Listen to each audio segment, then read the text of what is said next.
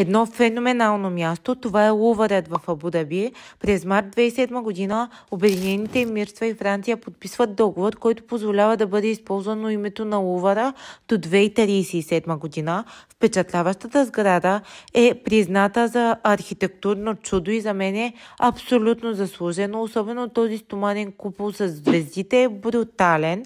Площта е 24 000 квадратни метра, като 8 000 от тях само са галерии.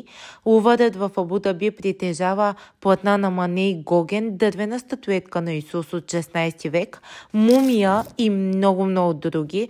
Цялата човешка история е тук. Надмина и най-смелите ми очаквания и доколкото знам, емирствата тепърва преговарят да закупуват още и още експонати и нямам търпение да видя какво ще вкарат вътре, защото те не се скъпят за това. Посетете го, ако имате възможност. До нови срещи!